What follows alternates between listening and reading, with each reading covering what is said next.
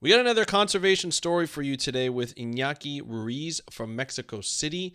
He's going to talk about how he and a couple of other environmental engineering students decided to start an ocean awareness organization that had some really fun things to do and pretty important things to cover in terms of sort of terminology around climate change and oceans. And there's going to be some big things coming out of this organization in the future. I am sure of it. We're going to talk about that on this episode of the How to Protect the Ocean podcast. Let's start the show. Hey everybody, welcome back to another exciting episode of the How to Protect the Ocean podcast. I'm your host, Andrew Lewin, and this is the podcast where you find out what's happening with the ocean, how you can speak up for the ocean, and what you can do to live for a better ocean. And we're continuing on with the second installment of our Conservation Story series. This is a series where I wanted to talk to you, people from the audience, about know about your conservation story, your journey. What have you succeeded in? What have you found challenges in? And we're going to get a great story out of Inaki Ruiz from Mexico City today. He's been listening to the podcast for a while. He's an environmental engineering student, going to graduate in about a year or two.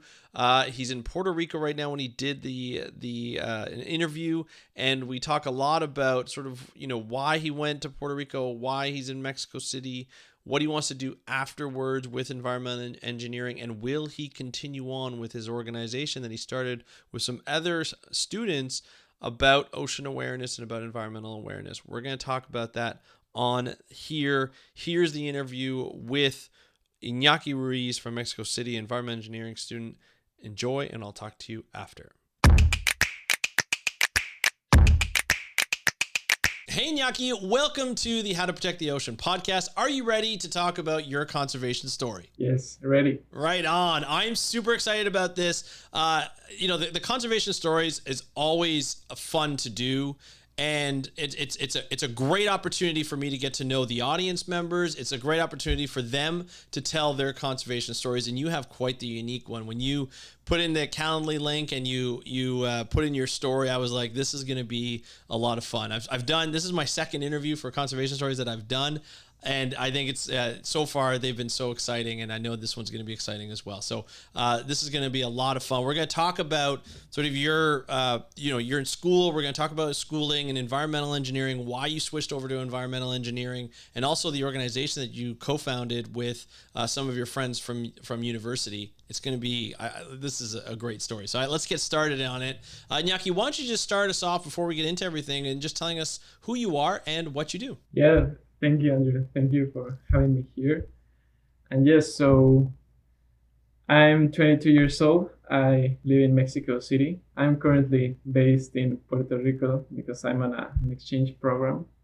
Very nice. But my major is environmental engineering, and I'm 1 year away from graduating. Oh, nice. Well, yeah, very excited to do this. Nice. Right on. So environmental engineering is a really interesting field that not a lot of people talk about. Environmental engineering now, people talk about civil engineering, they talk about mechanical engineering, even chemical engineering, not a lot on environmental engineering. Can you just let us know sort of what that is, what that involves? Sure. Yeah, I think it is a relatively new career in the world in general, and also here in Mexico. My university has had the career for about 10 years or so. So it is relatively new compared to the other engineering courses. But yeah, it's basically you start off by doing the same thing as other engineers. You need to learn about math, physics, chemistry, biology, and all of that. And after that, you dig into basically the study of air and land and soil and water. You need to learn about the processes that are carried out in all of them and in a natural way, because that is the only way where you can actually discover.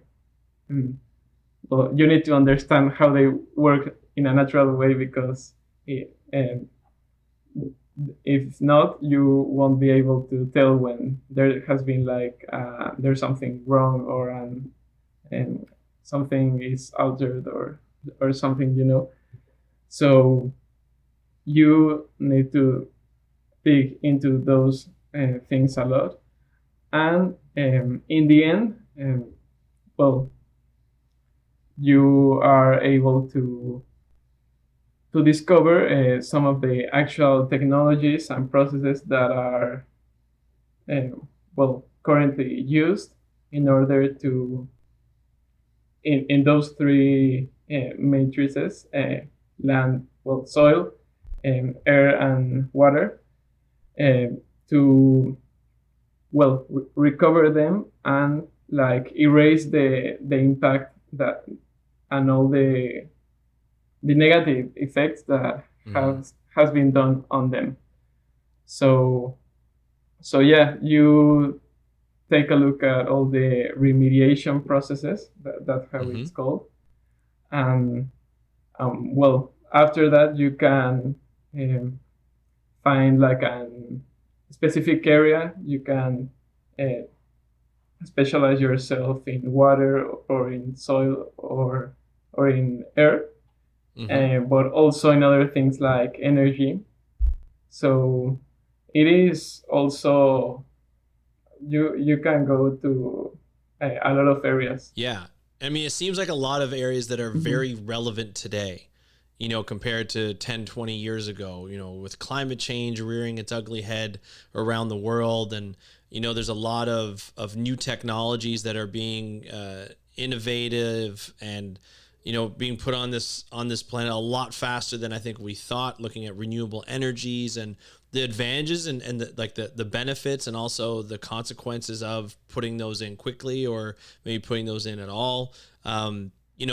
It definitely, there's an engineering component to the environment that we really need to focus on, which I think is fantastic. And a lot of people, when they get into marine conservation, they don't think about the engineering aspect. They don't think about the technology, or the people who create the technology, or the people who work in sort of understanding changes from a very technical level, which I think is environmental engineering, and the jobs that come out of it, the areas that are the focus of it, or that it contributes to, is it's amazing. The what we can do now compared to what we can do even 10 years ago is phenomenal, and a lot of it's due to the technology that's invented through environmental engineering and the processes. So I think that's a lot. That's amazing. Now, you didn't always want to major in environmental engineering. So what were you majoring before? Why don't you tell us that story? Yes, well, I was interested in engineering in general. I mean, I like math, physics, chemistry, and numbers overall, but I didn't have like a specific path. So I was attracted at the beginning to civil engineering. I have an uncle that is a civil engineer, so I used to talk with him, and I kind of was a little attracted by it, but I don't know, something wasn't right. Gotcha. And yeah, so I actually went to the university, and I was like enrolled in civil engineering, but a little time after that, I was in at my grandmother's house, eating and hanging out with my family, and one cousin asked me like, well, what are you going to study now in the university? And I told her like, well, I'm thinking of civil engineering. And she told me like, why? And I couldn't really answer to her. I didn't have like enough arguments. So yeah, and she told me like, I think the world currently needs professionals and people that get involved in environment conservation and climate change and all the problems that are nature related.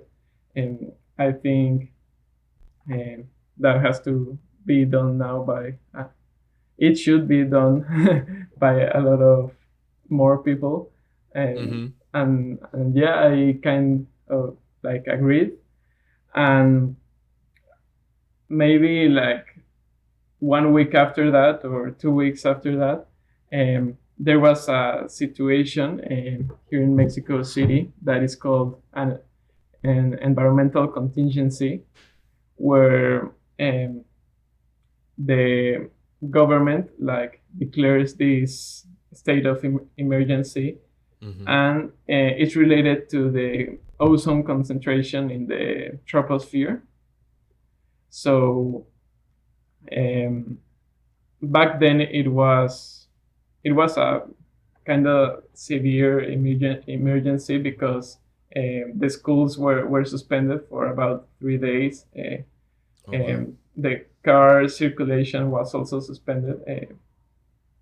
So yeah, and I was in my final school days, and I was like frustrated because I was like 10 days away from finishing, and I wanted to hang out with my friends since they were the last days, and yeah, I was like angry and frustrated, and that's when the spark, I don't know, ignited in me and was like, well, environmental engineering is also available in the university where I want to study, and it seems like a very good option.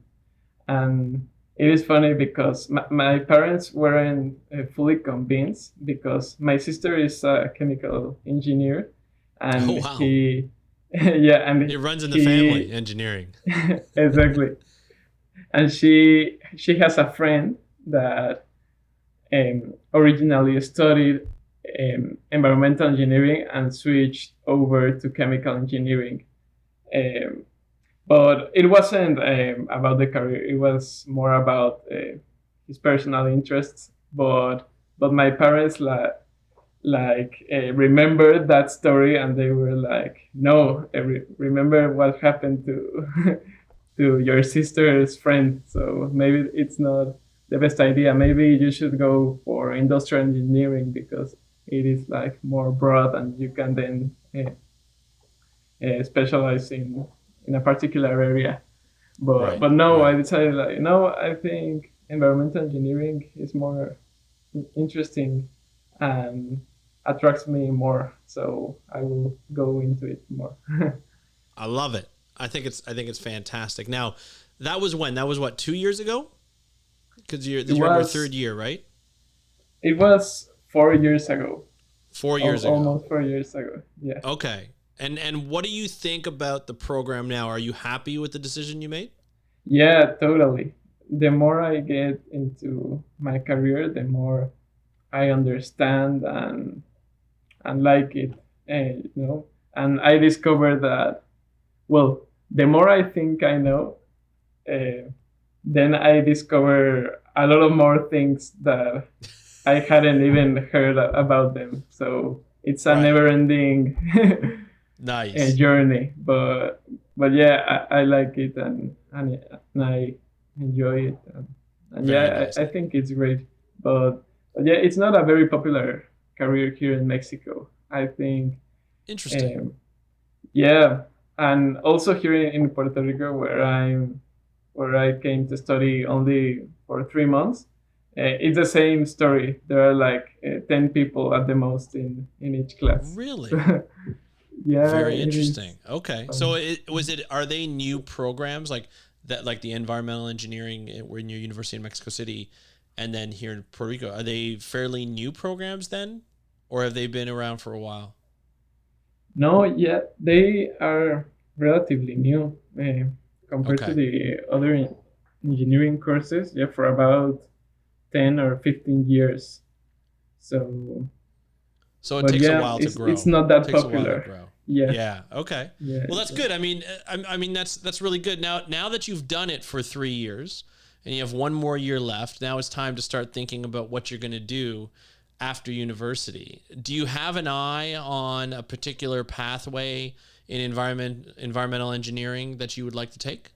That as you see now, I mean, obviously it might change a number of times. It might not change in your fourth year, but at this point in time, as if we froze this and you graduated tomorrow, what pathway in environmental engineering would you look like that you'd want to go? Yeah, that's a tough question, and I don't know if I will be able to answer it right now, but I mean, I am open to doing whatever life throws at me, I, as long as it is still involved with the environment, Right.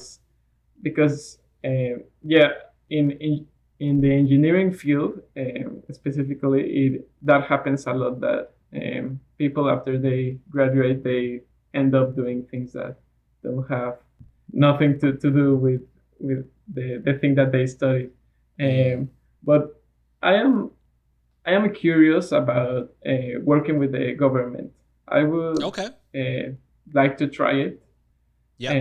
in a in the public sector here in Mexico. That is like the thing that I would like to try. But yeah, I am. I don't know. Okay. I will see. Nice. Okay. And now tell me about this exchange program in Puerto Rico where you are now. What's the purpose of it, and what are you doing? Is it more classwork, or is it something that you're like a job that you're doing, or what is it like? No, yeah. I came here for 3 months, and what I am doing is that I'm taking 4 classes that are very similar to the ones that I could have taken in Mexico, Mm-hmm. but Okay. they have different names and everything here. But yeah, it is mostly classwork, like you Okay. said. But in But yeah, very a different interesting. school, different professors, Exactly. and things like that. Exactly. A different point of view and perspective, different people. Yeah. So yeah. So how do you find it so far? I mean, you're pretty far from home. Yeah. It's a completely new. It's an island. What do you like? What have been the best things that have come out of this so far? Well, it has been amazing, and I am sad because I am 2 weeks away of leaving now. Going back home. Okay. But it has been great. The people is very kind here. The classes are great. I have been with specifically one professor that has been great, and easily one of the best that I have taken class with. Oh, and awesome. and yeah, it has been great because I have learned from a new perspective, a new like point of view, and yeah, I am happy because I have met with people that are also very aware of environment conservation and nature and Right. so on, and that kind of gives me hope and motivates me to keep going forward in this conservation journey and related Nice. stuff. Now, with having like an exchange under your belt, like almost being finished, as you mentioned, do you feel like you might work in a different country other than Mexico? Like now that you're, in Puerto Rico, do you think that's an option to come back? Like, would you be interested in coming back or going somewhere else, or staying in Mexico? I'm just curious. You don't have to answer if you don't feel like it, but I'm curious. No, it's okay. Sure, I am open to working in any country. I think that kind of experience is very useful, either Mm-hmm. professionally and personally. But in the end, I would like to work in Mexico because Okay. I think there's a lot of ground to cover there. Yeah. And yeah, I would be really proud if I can actually make something to help my country, and Absolutely.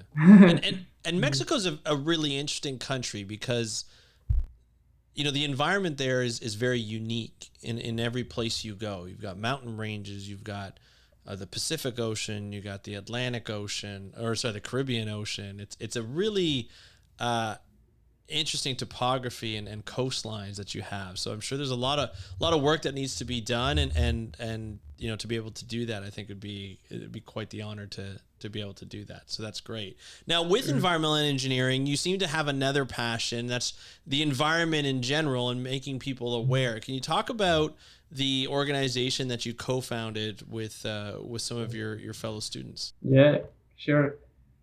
So basically, well, almost 3 years ago, me and my friends from the university were very bored with the online classes and the middle of the pandemic that was Yeah.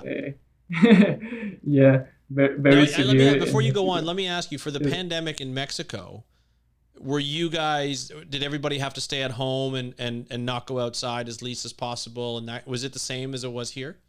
Yeah, it Okay. was very severe also. Okay, sorry to interrupt. I apologize. No, don't worry. So yeah, because of the pandemic, we had a lot of free time, because, well, after spending some days at home, you end up getting bored, Oh, 100%. even if you have a lot of movies and books and everything, you kind of just get tired. So yeah, we began thinking like, well, it's great that we are studying environmental engineering, and hopefully in the near future we will do some great stuff. But what about today? Maybe we could do something today and right now. And well, social media during it still is, but especially during the pandemic years, I think social media was like overcrowded with people just watching videos and everything. It was like the main hobby for a lot of people inside their homes. So we wanted to use that opportunity, and well, we decided like to create an Instagram page, because well, it is very easy. Me and my friends, we both, well, everyone love the environment. So, well, let's just try to transmit this love to the other people. And well, we created the account specifically with the goal of like eliminating the common lagoons that currently exist around climate change and nature related things. Like, for example, what's the difference between climate change and global warming?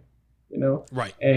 Maybe the people that are in the field will surely know it, but there are a lot of people that kind of get confused and only watch the news, and there's a lot of misinformation, and well, we wanted to change that and like use the current scientific knowledge and translate it into a more popular and easy to read and learn language, and so we wanted to do that, and we began to publish videos and posts and stories and everything. And well, we were originally 4 members, and each one of us is also an environmental engineer. Okay. After a few weeks, we expanded the group to 6, and we are currently 8 right now. Wow. in the group. So what made the extra members like join? Why did they join? Well, they began to see what we were doing, and they were like, "Hey, do you need help? I am good at using this design programs, or I like to do research, and I can give you information to do the reels and the posts and everything. And we were very close friends. We talked a lot because of university and everything, and we were like, yeah, come and join us, because yeah, the more the better, because in that way we could publish things more often. And yeah, every additional hand is useful.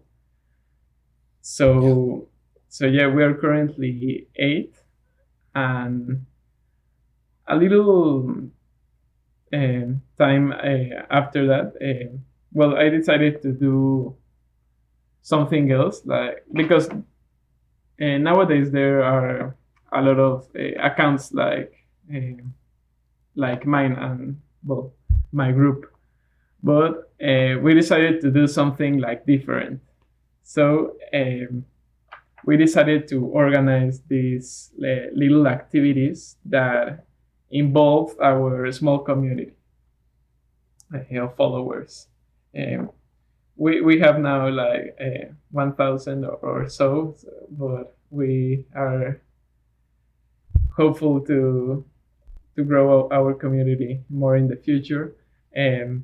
So through these small activities, the thing that we wanted to do is to involve our followers and encourage them to do things in favor of the environment, and getting a prize as a reward. So, for example, the first one that we did,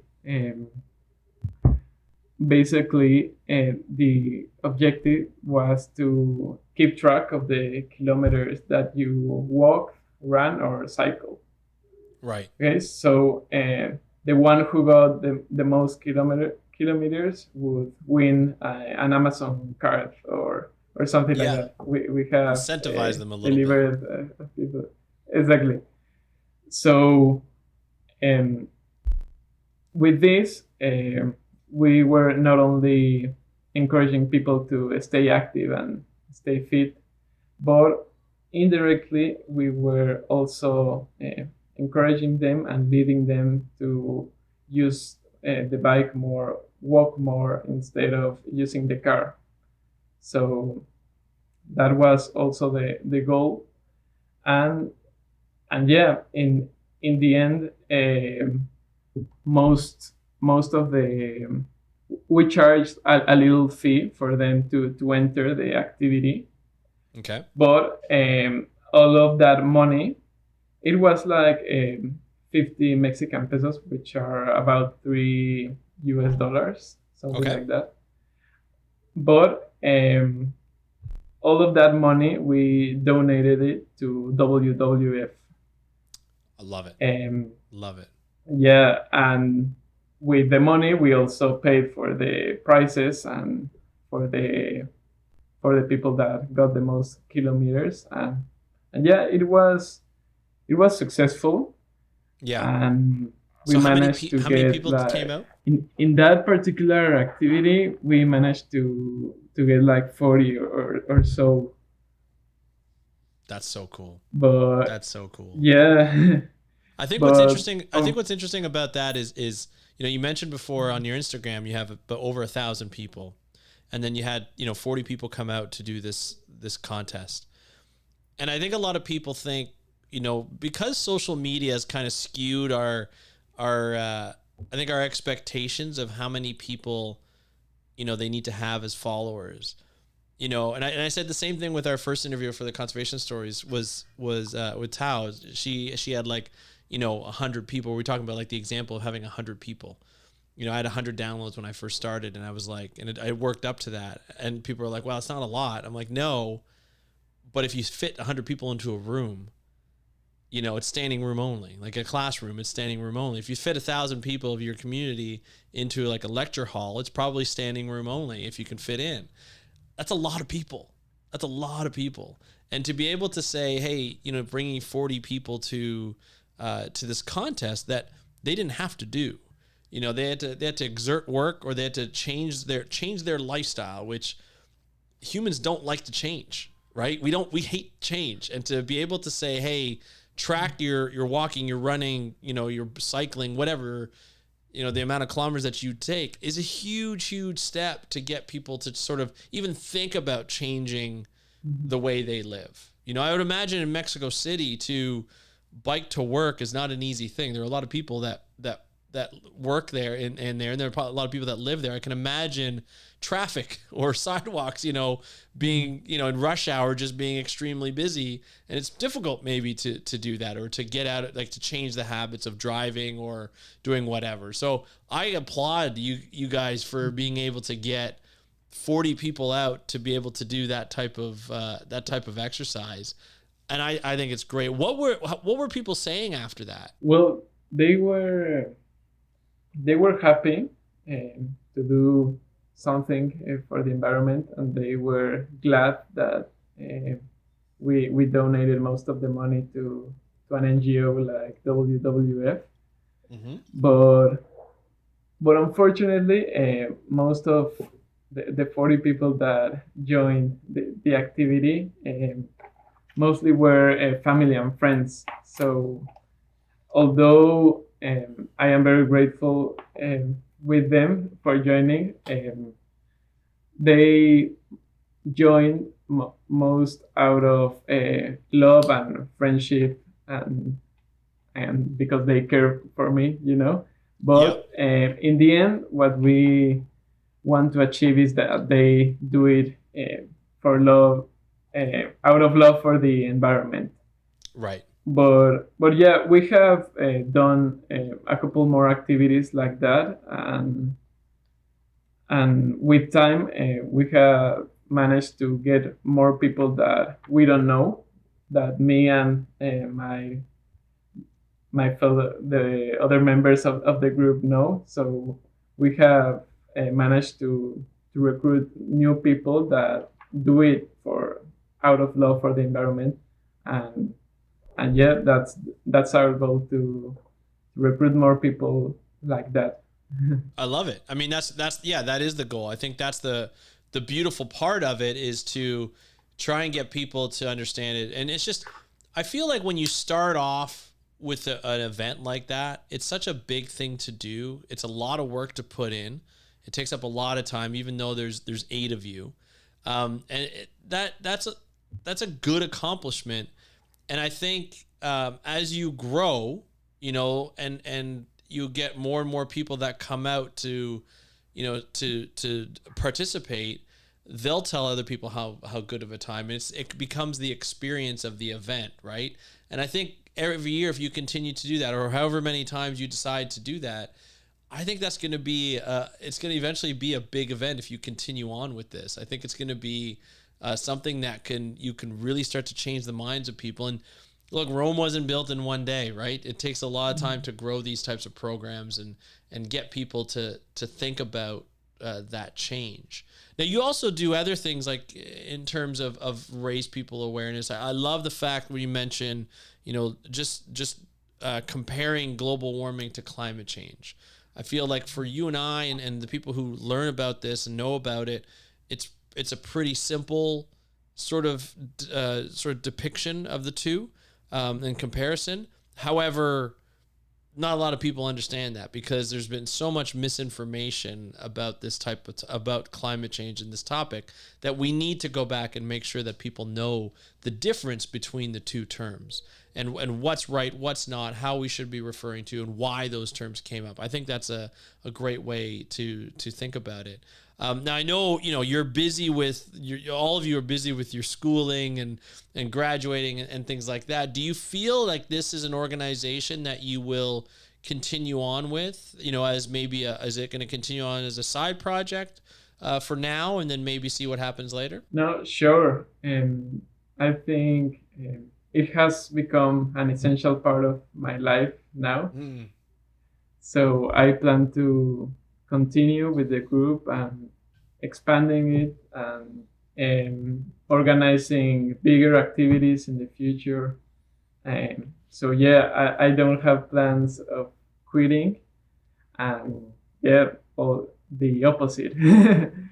but but yeah, it is sometimes difficult to publish things, and I mean, I think you can relate to that as well with your Oh podcast. yeah, But yeah, absolutely. it is difficult.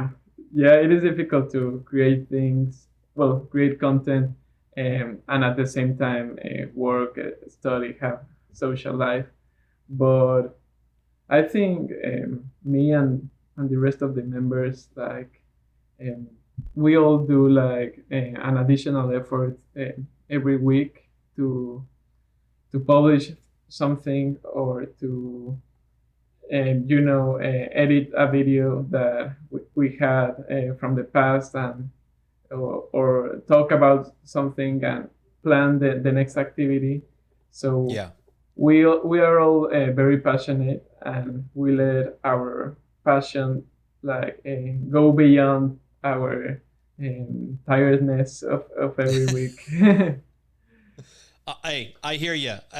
There are times where I'm up past midnight, on a work night, and during a weekday, and I'm exhausted. I'm tired. I know it's going to affect my day tomorrow, but it's the passion that drives, right? And I feel as though that's something that is a big thing that we need to continue on, and especially during the tough times where we're just like, I don't know if I really want to do this anymore, but the passion kind of drives it to you because it gets you through the sticky points. It gets you through the editing late at night to get something out the next day.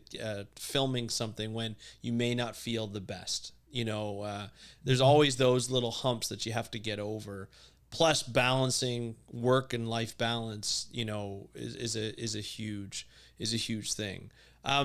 Where do you like what other like in the short term? Do you have any other events or programs that you're going to be doing? Well, currently, no, we are still thinking, but since I have been in Puerto Rico for the last Yeah. 2 months, and the rest of the members have been really busy with with their work and their Of studies. course. But we are planning to do a bowling tournament. Um, Oh, yeah, to raise funds for a cause. We very have nice. we have done I think like this in the past. Like a year ago, we organized a paddle tournament. Paddle is a Mexican sport that is very similar to tennis, but it was Okay. created here in Mexico. So Okay. we organized a paddle tournament, and as a matter of fact, the money that we got from it, we donated it to IFO, the International Fund for the Welfare of Animals, Nice. because around that time it was the commercial seal hunt was being carried out.